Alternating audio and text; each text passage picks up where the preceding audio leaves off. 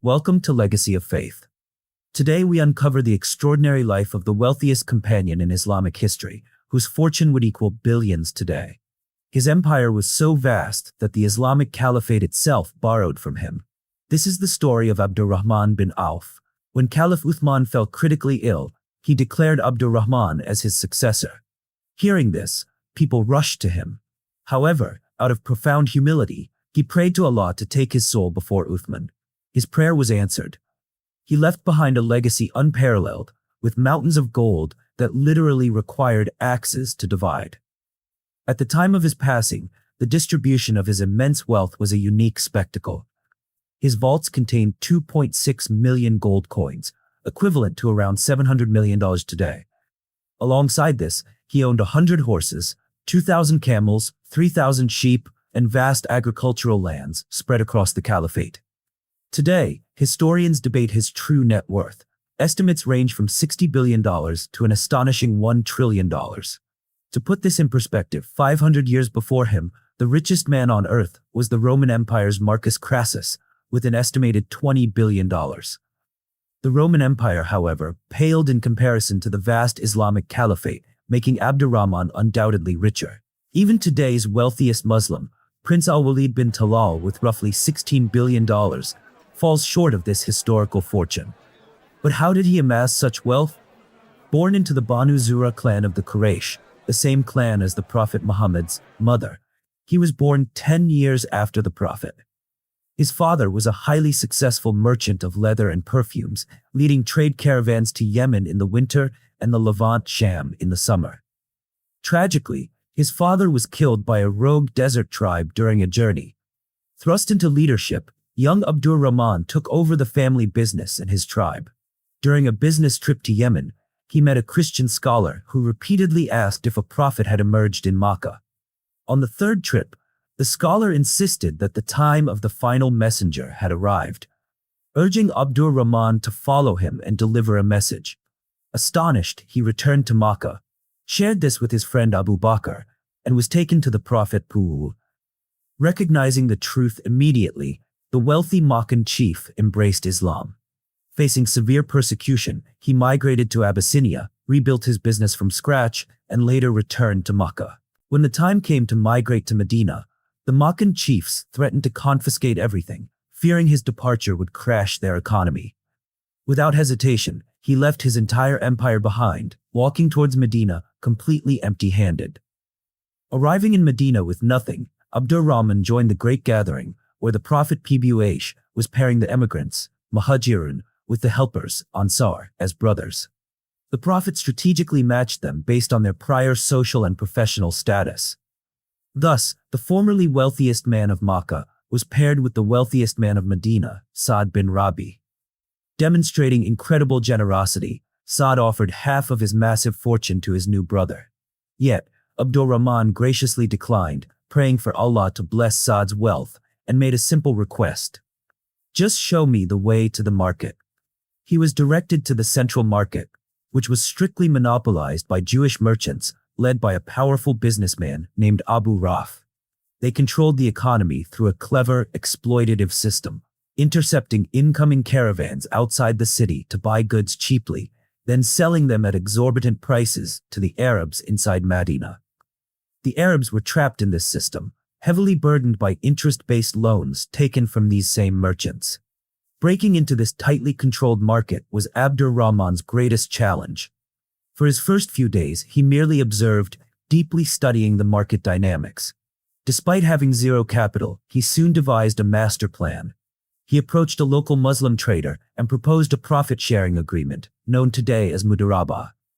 He took goods like ghee, butter, and dates on credit, sold them using his own brilliant marketing skills, and split the profits equally by evening. With his share, he bought food and brought it to his host, Sa'd bin Rabi, who was left utterly amazed that a man who started the day penniless was now bringing food home. Day by day, his small profits grew. Recognizing a gap in the market, he combined butter and dates to create a highly popular Arab sweet dish called hais, which instantly doubled his earnings. Soon, his financial standing improved enough that he could afford to get married, the first among the Meccan emigrants to do so in Medina. The Prophet PH noticed the celebration marks on his clothes and blessed him. Expanding further, he ventured into the horse trade. Observing consumer behavior, he realized that horse buyers also needed saddles and riding accessories, so he began manufacturing and selling those too. Eventually, he reclaimed his original expertise, trading in clothing, leather, and premium perfumes. Before long, his business exploded. Massive caravans belonging to Abdur Rahman bin Auf began traveling continuously between Madinah, Yemen, and the Levant. He was now fully prepared to challenge the monopolistic grip of Abu Raf. The business strategies of the two titans were worlds apart. While the existing merchants relied on deceit, hiding flaws, and price discrimination, Abdur Rahman introduced a model of absolute integrity. He sold goods at a fixed, fair rate to everyone. He transparently pointed out any defects in his products before a sale, earning the blind trust of the masses. Furthermore, he operated entirely debt-free, a practice known today as bootstrapping. Every venture was funded by his own capital. He also prioritized instant customer service, immediately resolving any buyer complaints, a revolutionary strategy that mirrors modern giants like Amazon and Walmart. These ethical and brilliant tactics ultimately shattered the monopoly, crowning him the undisputed richest man in Medina. When asked about his secret to success, he famously replied, "I never lifted a stone without expecting to find gold beneath it." However, his wealth never kept him away from the battlefield. He bravely stood by the Prophet PBUH in every conflict. At the Battle of Uhud, he fiercely defended the Prophet, sustaining 21 severe sword wounds that left him with a permanent limp. His immense wealth served as the financial backbone of the Muslim army. His devotion was so trusted that the Prophet personally tied a black turban on his head, appointing him as a commander to conquer a rebellious region. After his successful campaign, and following the victory at Khaybar, the Prophet gifted him 2 massive orchards. Yet, past scars occasionally resurfaced. During a military expedition, the great general Khalid bin Walid mistakenly ordered the execution of men from a specific tribe. This was the exact same rogue tribe that had murdered Abdur Rahman's father and Khalid's uncle years ago. Believing Khalid had acted out of personal vengeance rather than Islamic justice, Abdur Rahman confronted him fiercely. The argument escalated until the Prophet personally intervened. Defending Abdur Rahman, the Prophet rebuked Khalid, stating firmly, "Do not insult my companions. Even if you were to spend gold equal to Mount Uhud, you could not reach their level." This highlighted the supreme rank of Abdur Rahman, who had sacrificed everything when Islam was weak, compared to those who joined when Islam was already strong. The unparalleled respect Abdur Rahman bin Auf held in the eyes of the Prophet PBUH was cemented during the expedition of Tabuk. At the time of the morning prayer, the Prophet was delayed. Understanding the importance of time, the Muslim army chose Abdur Rahman to lead them as their imam. Just as they completed the first cycle of prayer, the Prophet arrived.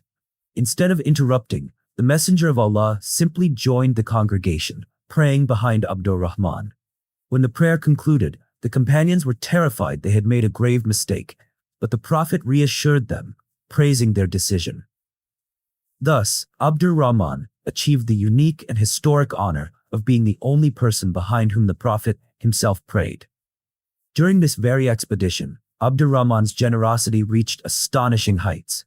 He donated a massive fortune in gold, hundreds of fully equipped horses and camels, and literally half of his entire wealth to fund the Muslim army. Only Caliph Uthman gave more. Because of these monumental sacrifices, the Prophet gave him the ultimate reward, the glad tidings of paradise while he was still walking the earth. Before his passing, the Prophet declared that whoever took care of his wives, the mothers of the believers, after his death, would be a true, sincere believer. Honoring this, Abdur Rahman took full financial and physical responsibility for their care for the rest of his life. Following the Prophet's departure, Abdur Rahman served as the chief minister and closest advisor to the successive caliphs. His judgment was so trusted that Caliph Umar, on his deathbed, nominated him among the top 6 companions to choose the next leader. To his political influence, his commercial empire kept expanding to the point where a significant portion of Medina's entire economy relied solely on his operations. He was the man who had entered Madinah penniless, leaving behind a fortune in Makkah, only to build an even grander empire from scratch.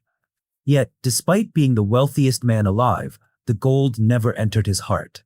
He lived with profound humility, famously marrying his own sister to Bilal, a man who was once an impoverished slave.